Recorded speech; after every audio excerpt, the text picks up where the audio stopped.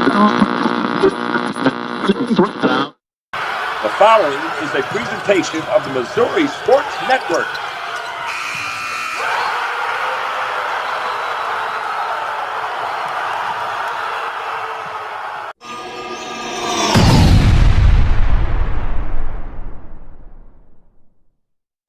Hey there, sports fans. Hey, this guy Newcomb alongside Kent Mueller. It's time for Missouri Milestones, a podcast here on the Missouri Sports Network, MissouriSportsNetwork.com, where everyone has a home field advantage. 3 weeks out of Christmas, and the Missouri State Highway Patrol reminds us to take that 3 seconds and buckle up. It's 3 seconds that could save your life. Be safe, be smart, and be here for the holidays.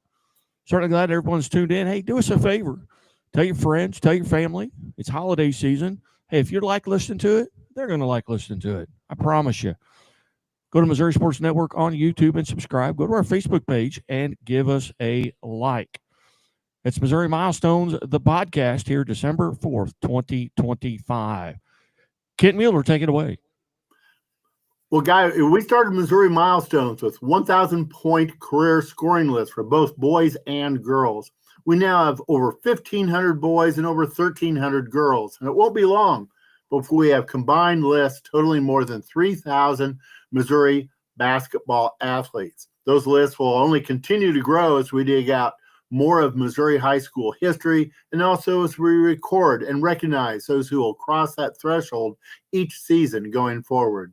Due to the strong response for the basketball career list, we have expanded to include 3 stats for football and 5 stats for volleyball, and that's for both boys and girls volleyball.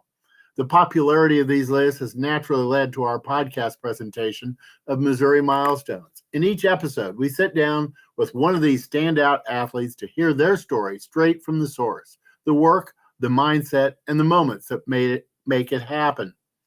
If you are a coach, an AD, an athlete, or a proud sports parent, this is the podcast that is made for you. The easiest way to see the list that as they get updated is to follow us on X. Follow Guy Newcomb at Scoreboard Guy and follow me, Kent Mueller, at Plain_sports. By following us, you will get updated lists as they become available.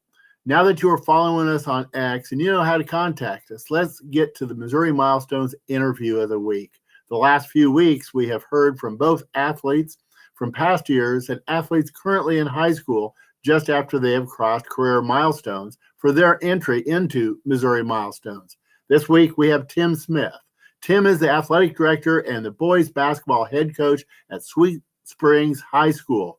Tim is coaching at his alma mater as he is a Sweet Springs graduate in the class of 1991. And by the time he graduated, he had scored 1,523 points for the Greyhounds. You don't want to miss what Tim has to say about those high school days and the years coming forward to 2025 as the Sweet Springs coach. Missouri Milestones, the podcast, because history isn't just written, it's earned. Any given Saturday. And a little work.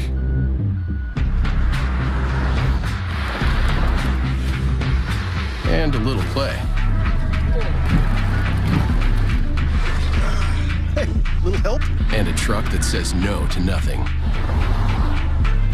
Hi, Dad. Can we give them a ride? Yeah. The Silverado Trail Boss and Chevrolet. Together, let's drive.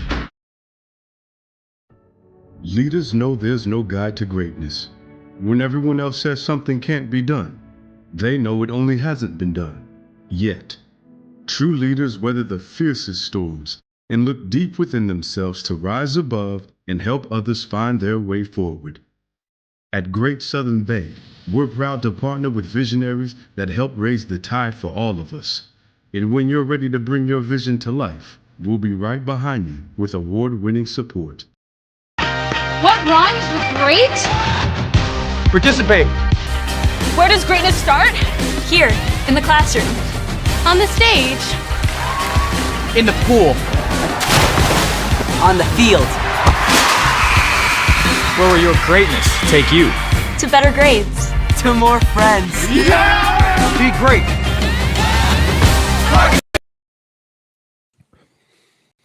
Hey, welcome back to Missouri Milestones, the podcast here on the Missouri Sports Network. Certainly glad that you have tuned in, and we welcome into the show 1991 Sweet Springs High School graduate and current athletic director and head boys basketball coach, Tim Smith. Coach Smith, thanks for your time today.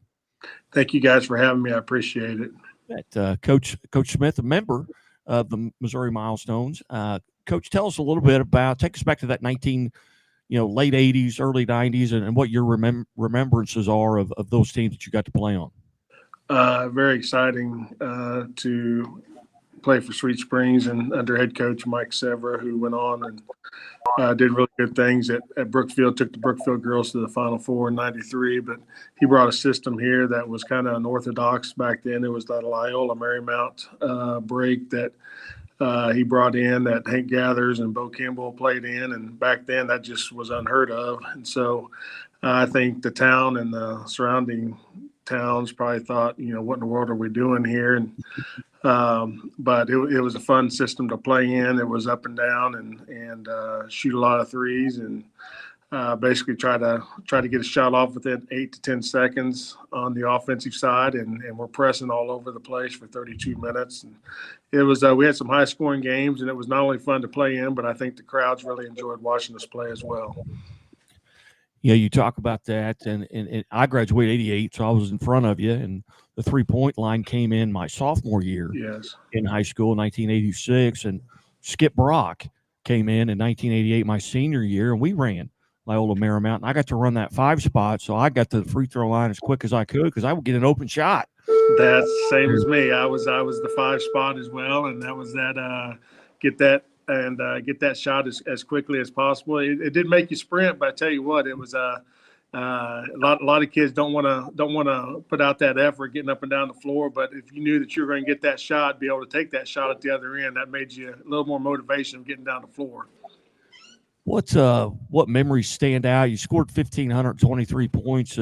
Did the 1,000 point? Do you remember that night? Do you remember the 1,500 point night? I don't remember the 1,500. We didn't really celebrate that too much. I ended up with 1,523, so that was in my final game. I scored 40 in a district game against Malta Bend, a very good Malta Bend team that had earlier the year before gone to the Final Four. But so they didn't really celebrate that because it was a district game that we happened to be hosting during that time. But we were playing St. Paul when I broke our school scoring record back then, and that was kind of a nice event because they stopped the game, gave me the game ball, and also some flowers and some other things, and recognized me. So that was pretty cool on that end of it. But once we got to that district game, it was all about winning games, and it didn't matter about the points at that point. And I didn't even realize I crossed the 1,500 point plateau until afterwards, but. It was like I said, I would never have gotten to that point if it wasn't for the coach and the system he put in at that time. Do you recall whose record you broke? Yeah, it was Randy Lubert at the time. He ended up being a principal at Waynesville down there. He went on and played a really good football player. He played at UCM as a nose tackle, and he actually played behind Jeff Wright, who played for the Buffalo Bills at that time. And then he went on and was a principal at Warsaw as well, and has done some things down south. And he had a daughter just a couple of years ago that led the Marshfield girls to the Final Four a year or two ago. So he has ties to that southern part down there. But he's a Sweet Springs boy, and that's whose record I broke. So I was pretty proud of that. Does the record still stand? It does not. No, I've coached many kids since then that have made me look bad on that, and so they've smoked that record. I couldn't even tell you where I'm sitting right now on that, which is a good thing though too, because as a coach, it makes you feel good. As you look back at your high school career, are there games that you'd like to go back and play again? Maybe a game that got away from you, or maybe when you set the school record. Yeah, absolutely. There's one in particular. We played a Wellington team in 1991, and it was basically for the if we'd have won it, we had had a 3-way tie for the conference championship. Went up to Wellington. They had a kid named Lyle Beckemeyer that was a really good athlete, went on later to pitch at the University of Arkansas. Went up there and we lost in double overtime, 98-96. They had a shot at the buzzer on us to beat us. Ended up with 46 points and 10 3-pointers that night. But that one hurt because, we wanted that conference title, and losing it at the buzzer in double overtime was a tough pill to swallow. But, that was the type of team, though, that was really solid. They ended up, I think, tying with Concordia for the conference title, and they ended up going to the Final Four later that year, finishing fourth down there down in Springfield at Missouri State. Again, we're visiting with the Missouri Milestones member, Tim Smith, of 1991 graduate of Sweet Springs High School and the current athletic director and head coach at Sweet Springs, Guy Newcomb alongside Kent Mueller. And I know Kent's got some questions for you as well. Yeah, Tim, I've been around a little bit longer than you. I've seen a lot of changes, and I know you've seen a lot of changes from a player to now a coach, an athletic director. From your perspective, I'd like to hear your thoughts on what has changed, how it's changed, hopefully for the good, and basketball or other sports also, and in the areas of how practices are conducted, how games are conducted, training, working out, nutrition, those types of things. What changes have occurred since the early 90s? Well, what I've seen is back in the day, back when I played, it was, you played basketball during basketball season, you played baseball during baseball season, you played football during football season. And the summer, we didn't have a lot of activities going on. You may have a 1-week camp or a 2-week camp of something, but if you wanted to get better, it's basically on your own. You may have some open gyms and this and that, but I think the ability to be able to, the school is pretty much open 365 days anymore, it seems like, and you're able to come in with weightliftings and your own camps, football camps and basketball camps. It's pretty much turned into a 12-month deal, and I think that's why MSHSAA has instituted the dead week policy, because of all the stuff that these kids are involved in, and so they get the 20 mandatory days, or not. You get 20 days, I guess, in the off season, and then you, even before your season comes up during the school year, you get another couple weeks that you can work with your kids as well. So it's kind of turned into basically kind of a full-time college type job, as opposed to just a seasonal sport at the time. So, and I see a lot more kids going more, it's not necessarily a bad thing, but I see them being more picking a sport and playing that, like they want to play travel baseball, or they want to focus on football, or they want to play AAU basketball. And, all those, they have all that stuff, out there for them to do that year round pretty much now. And, even though, back in the day we used to and we still got them, you got kids that play 3-4 sports, but I think more specialized kids are becoming more specialized nowadays because of that. And you talk about nutrition and this and that, the training facilities that some of these kids can go to and prepare, and their parents pay out the money to do it. And they're working 2 or 3 days a week on top of practicing every day or playing during the season. It's like I said, all the resources are out there for these kids to succeed. It's just a matter of, finding the time and making sure they're not getting burned out doing that. Yeah, I go back to an era where I have to say that probably not for the good, but our training table was nutrition was like a double cheeseburger and fries at Ricky's. Yeah. Yes. That's pretty much what my coach's training table is now, seems like. So, yeah, that's I understand totally what you're saying. And if we're really hungry, Mom would fix a second steak the night before a game. That's exactly right. Yeah, exactly right. The steak the night before a game was a big thing. So yes. When I played in Missouri Valley, we always had the pasta before the games. Always had the spaghetti and whatever before the game. Right. Coach, take us into those Missouri Valley days. What led to that decision? Was it close to home? Was there a connection? What and what was that college experience like? It was close to home. It's about 20 miles northeast of here, and good school. And they just got Tom Pfeiffer from Kemper Junior College there to coach them, and he'd been there. I think he stopped coaching after about 10 years or so and became their athletic director. Had a lot of success over there. And my the current head coach I had in high school knew him pretty well and thought I would fit in over there pretty well. And so it was a lot of fun. You know, kids don't realize that you go over there and, you know, it doesn't matter what you've succeeded with in high school. It's you know, they don't care at the college level. You're starting over and you're walking in there and, you know, you're thinking you're one of 12 to 15 kids, and you're not. You're one of 40 to 50 kids in an NAIA school. And so I really had to work. I was one of 2 kids to make it through past my sophomore year and onto the varsity junior and senior year. And so it was something I was pretty proud of as well. But it is a job. It is a full-time job. You're always working out in the fall, and during the season, you're maybe one day off, but you're always traveling, you're always practicing, and even in the spring, and then you're starting to do spring workouts. So kids don't understand that when you head off to an NAIA school, and NAIA is really good basketball, it's really good football, it's really good sports in general. But when you head off over there, it's a full-time job, and to be able to be successful, you have to really love the sport and be dedicated to it, and have a, you know, and that's the thing. When I played, I was a freshman. I played on the freshman team, sophomore played on the JV team, and we played some really good competition back then. We played junior colleges, you know, that would eventually feature Division I, Division II guys.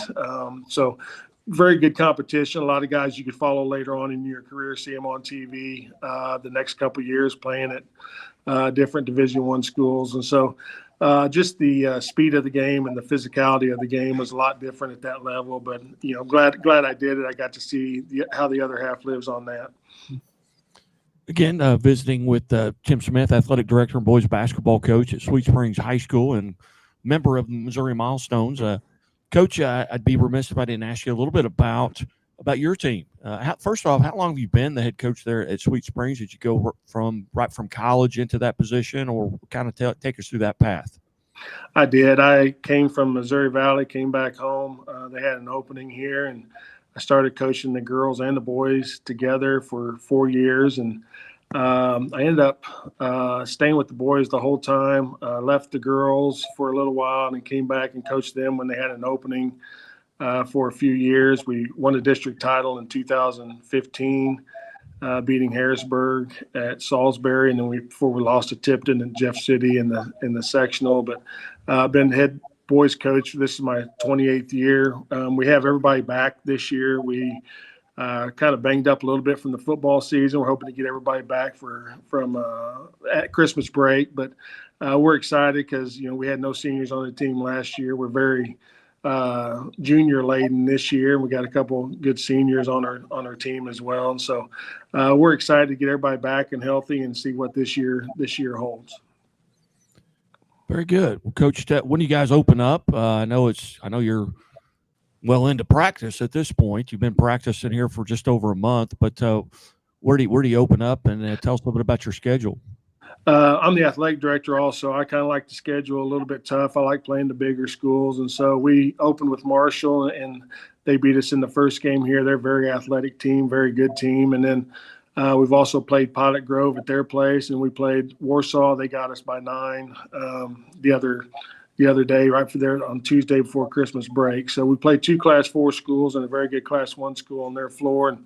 And we turn around and we play Northwest of Hughesville tomorrow. So like I said, we'll play anyone from Class 1 to Class 4. We're trying to get healthy, and once we do, I think we got a shot at having a really good season this year. We're pretty excited over here. And then even next year, we got a lot coming back. Next year will be my final year, but we got a lot coming back, so we're excited for these next couple of years, especially me with the kids we got. Really good kids and really good group to work with.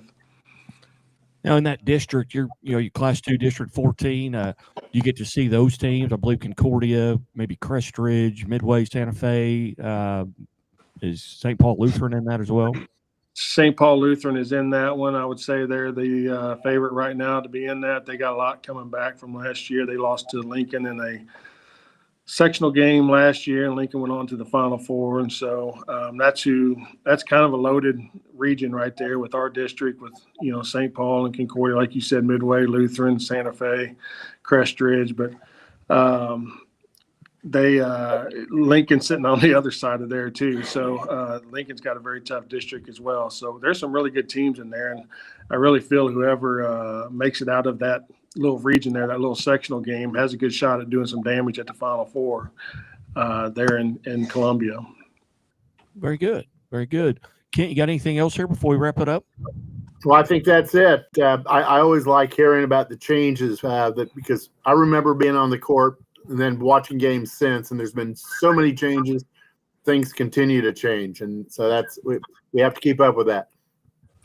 Yeah, like Guy said, that 3-point line coming in there in the 80s, that was a game changer too, because that kind of adjusted every coach's thinking. Everybody used to develop everything inside, and nobody knew what the range was of 2-pointers. Why are we taking deep 2-pointers when they all count the same? And that 3-point line came in, that pretty much changed everything. And now we're looking at maybe adding a shot clock too. So it's definitely evolving. Very good. Well, Coach, greatly appreciate your time. I know I loused this up. We recorded it earlier, and I lost it, but won't be lost today. Today is December the 4th, 2025. And Coach, congratulations and welcome to the club here at the Missouri Milestones. And there are no secret handshakes. There's no membership dues. No secret knocks on the door. You've made it by virtue of what you've already accomplished. But Coach, I appreciate your time greatly. I appreciate both of you guys. I really appreciate you having me, and it means a lot. Thank you so much. You're watching Missouri Milestones, the podcast here on the Missouri Sports Network, MissouriSportsNetwork.com, where everyone has a home field advantage. And as always, the Missouri State Highway Patrol reminds us to take that 3 seconds and buckle up. It's 3 seconds that could save your life. Be safe, be smart, and be here tomorrow.